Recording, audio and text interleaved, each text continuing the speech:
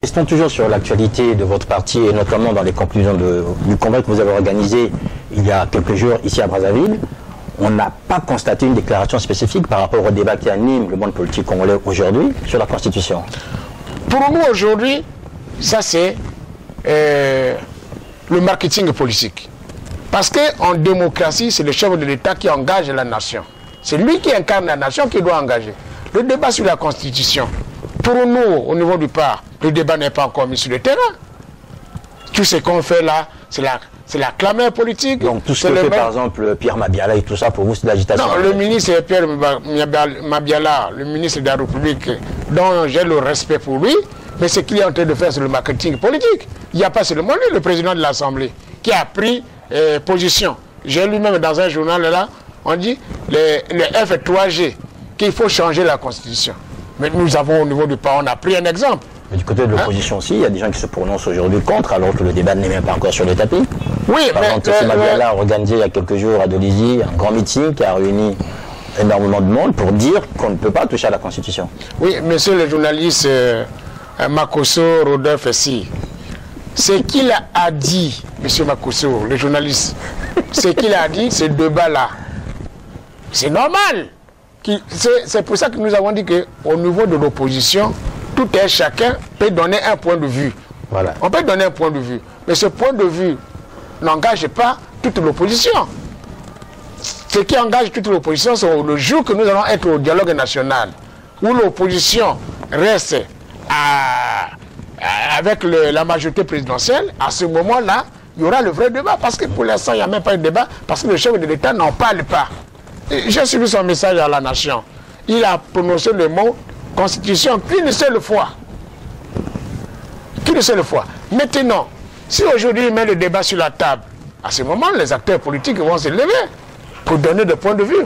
Nous, aujourd'hui, le point de vue que nous, on ne peut donner que demander au chef de l'État, le président de la République du Congo, de mettre le débat sur la table. Et à ce moment, nous, les acteurs politiques, on intervient. Alors, on va parler des acteurs politiques et de l'intervention qui peut être la vôtre. Je voudrais juste signaler qu'aujourd'hui, dans l'opinion, l'impression générale, c'est que l'opposition est quasiment inexistante, sinon inaudible. C'est-à-dire qu'on n'entend pas, on ne voit pas de propositions concrètes afin que les Congolais puissent avoir un quotidien amélioré, sinon meilleur. Bon, ce point de vue-là, monsieur le journaliste Makosso Rodolphe Sy, je ne le partage pas avec vous. C'est pas mon point de vue, oui, mais quand vous essayez d'interroger certaines personnalités ou sinon la population, on a l'impression que l'opposition, en fait, brasse de l'air. Non, l'opposition existe républicaine. Nous existons, l'opposition. Il y a une seule opposition, nous existons. Bon, je vous donne un exemple. Nous, à la télévision congolaise, mais pour y arriver, c'est pas si facile pour l'opposition aussi. Oui, mais parce que, permettez que je sois plus ou moins le défenseur de la télévision congolaise. Vous avez organisé un congrès, on a bien vu que vos images passent sur Télé Congo. Oui, mais c'est maintenant. Mais pour y arriver là, mais nous nous sommes battus. Nous nous sommes battus pour qu'on soit de l'opposition, qu'on soit de la majorité présidentielle, que le débat soit ouvert, que nous ayons un débat ouvert, et que tout ce doit se passer à la télévision congolaise, à la radio congolaise. C'est le média d'État. Ce n'est pas les médias d'une seule personne.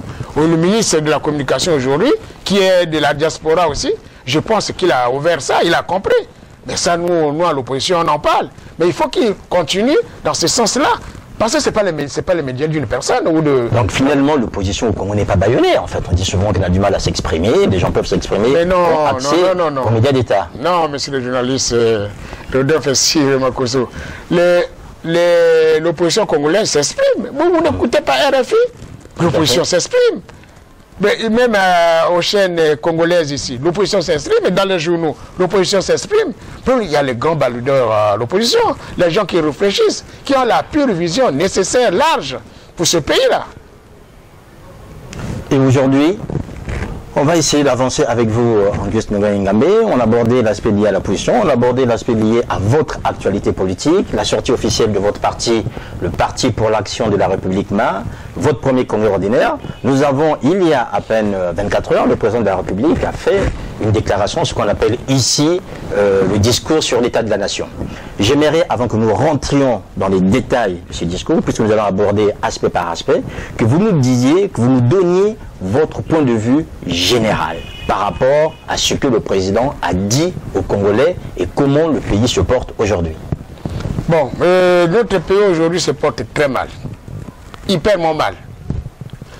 Si je viens sur le discours du président de la République, mon cher collègue et président, oui, puisque vous avez aussi été candidat en 2009 comme lui, et qui est président de la République aujourd'hui. Vous êtes président du PAR. Je suis le président du PAR voilà, aujourd'hui. Il est président de la République. Voilà.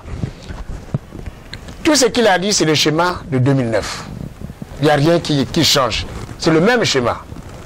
Le président de la République de notre pays est resté sur l'ancien schéma. Il n'y a rien de nouveau. Encore la campagne électorale, en fait. Oui, c'est la même chose. C'est-à-dire, il suit les mêmes choses. Il n'y a rien qui a changé. Qu'est-ce qui a changé? Alors, ce qui a changé selon lui, c'est que pour 2013, le Congo a connu un bond dans le cadre de la création d'emplois. Donc, il parle de 6% d'emplois créés et surtout 10% d'emplois permanents. Il a aussi évoqué que le chômage a baissé, d'autant plus que les chiffres antérieurs mettaient le chômage à un niveau de 30 voire 40-50%. Mais le président a déclaré que le chômage au Congo fait aujourd'hui moins de 10% avec moins de 200 000 demandeurs d'emploi au Congo. Là, d'après ces déclarations, il y a changement. Bon, mais moi, je doute à une chose. Vous pensez, les Congolais sont là, les Congolaises et les Congolais sont là. On connaît leur mode de vie, on connaît comment ils vivent. Vous pensez qu'au Congo, notre beau pays là, le Congo, la République du Congo, n'a que 200 000 personnes qui ont demandé l'emploi? 200 000 demandeurs d'emploi, 200 000. Vous croyez à ça? Mais moi, j'ai des doutes à ça. Mais je ne sais pas là où le président est allé chercher ces chiffres. Ces chiffres. Je m'en doute. Sincèrement, je m'en doute de ces chiffres-là. Augmentation. Bon, par rapport à peut-être, je ne sais pas. Il a parlé dans le BTP, par exemple, bon. Bâtiment et travaux publics, avec les infrastructures qui se construisent aujourd'hui. Il y a de la main-d'œuvre qui est en train d'être employée. Combien de Congolais? Et ça aussi, il n'a pas défini. Combien de Congolais travaillent dans le bâtiment? Combien d'ingénieurs congolais qui gèrent les bâtiments, l'habitat public et social?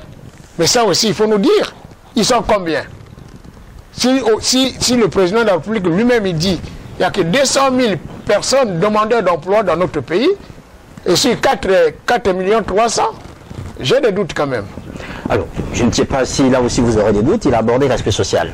Aujourd'hui, le Parlement a adopté une loi sur l'assurance maladie universelle.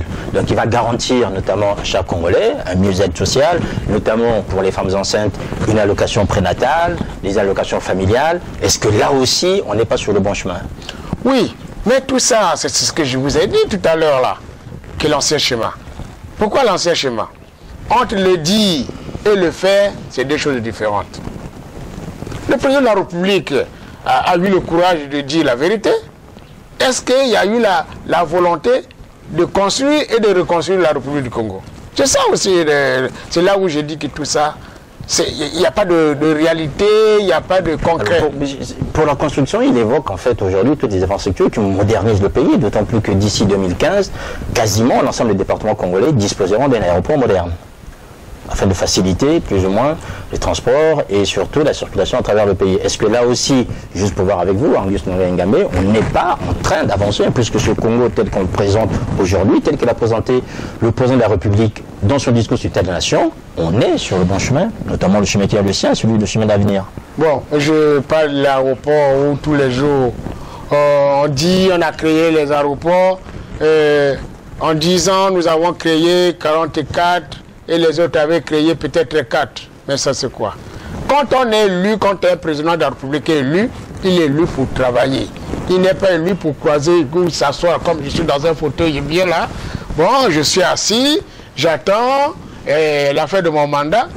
Non, quand on est élu pour travailler. Je vous donne un exemple de l'aéroport international de Maya-Maya, où je passe tous les jours. Quand on dit que c'est le joli aéroport, c'est un bijou, c'est un petit un petit Roissy. Mais il ne faut pas comparer l'incomparable quand même. On ne peut pas comparer Roissy à l'aéroport international de Mayamaya. Je donne d'abord ce qui manque à l'aéroport international de Mayamaya. Un, il n'y a pas de service accueil et information. Il n'y en a pas. Accueil et information. Ça c'est d'abord l'essentiel. Il n'y en a pas. Deux, il n'y a pas les boutiques et quand les étrangers arrivent, bon, ils vont faire du shopping, tout ça. Il n'y en a pas. Alors, si vous permettez, mais est-ce que c'est au président de la République d'organiser ces services ou encore au concessionnaire? Mais quand il y a la maquette d'un aérodrome, d'un aéroport, oui, on regarde tout ça. Deux, trois, il n'y a même pas un cybercafé. Ça veut dire, quand quelqu'un il voyage et il y a un retard d'un avion, les gens doivent s'asseoir pour prendre quelque chose, un sandwich, il n'y a pas ça. Ou encore un cybercafé, en cas de retard d'un avion, quelqu'un va sur l'internet, il envoie le message, bon l'avion est retardé, l'avion va arriver à telle heure. C'est vrai qu'on a l'internet sur les téléphones et tout ça, mais les cybercafés doivent exister. La restauration à l'aéroport, ça doit exister. On ne doit pas attendre pour aller dans l'avion pour prendre quelque chose. Ils ont fait un restaurant de VIP. Mais tous ceux qui voyagent ne sont pas en VIP. Mais ce qui est encore créé, c'est qu'on fait un aérodrome, un aéroport comme celui-là, l'aéroport international de Miami. On n'a même pas prévu un atelier de réparation des avions.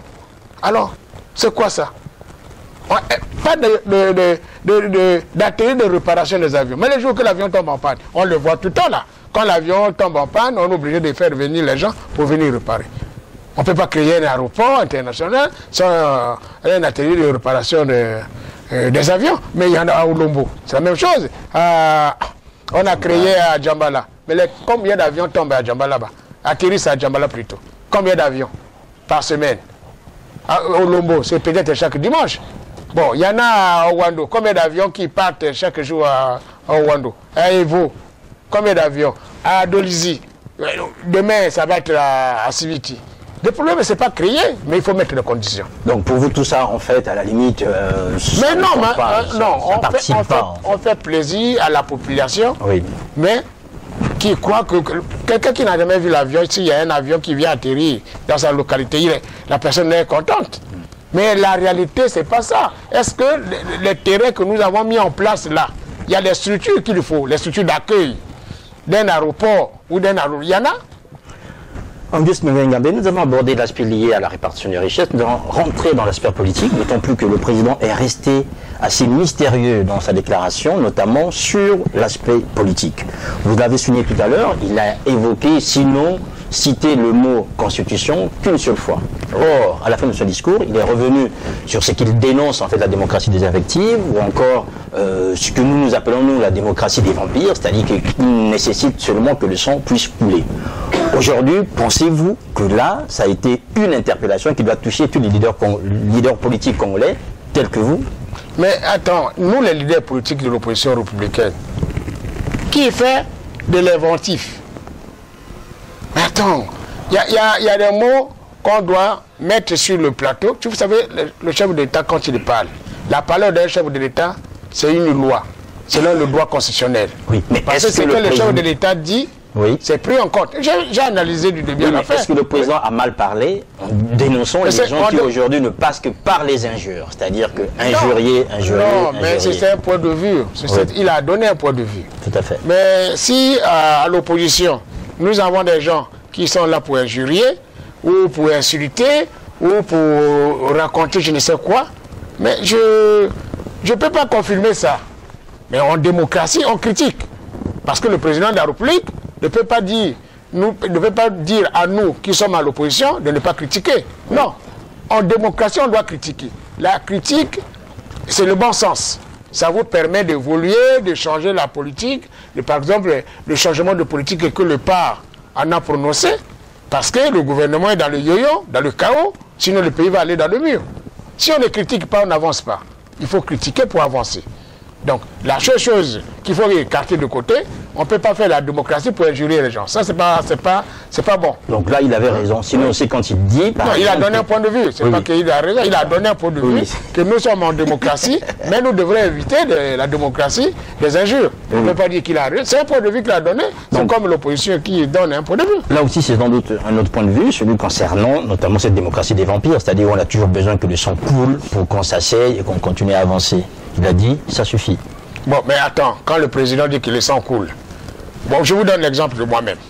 Moi, je suis à l'opposition républicaine. J'ai combien de gardes? J'ai combien d'armes? Mais les gens qui ont les armes, c'est les gens qui sont au pouvoir. Si le sang doit couler, c'est eux qui ont les armes qui viennent. C'est pas le souhait de ceux qui sont à l'opposition. À l'opposition, qui a les armes chez lui pour dire que bon, il faut... Mais le peuple, il faut protéger. On protège un peuple par rapport aux lois. Il faut prendre les lois dans le bon sens pour protéger le peuple. Et ces mêmes lois doivent protéger tout le monde. Oui. J'ai dit lors de la sortie officielle du Parti pour l'action de la République, le PAR, j'ai dit ceci. Personne n'entretient la flamme. Que ce soit la majorité présidentielle, que ce soit l'opposition, personne n'entretient la flamme. Nous sommes là pour protéger l'opposition. Mais pour protéger l'opposition, on doit faire quoi? On doit prendre les bonnes lois. Il faut donner les moyens à la justice, il faut donner les moyens à la sécurité, il faut donner les moyens à la défense.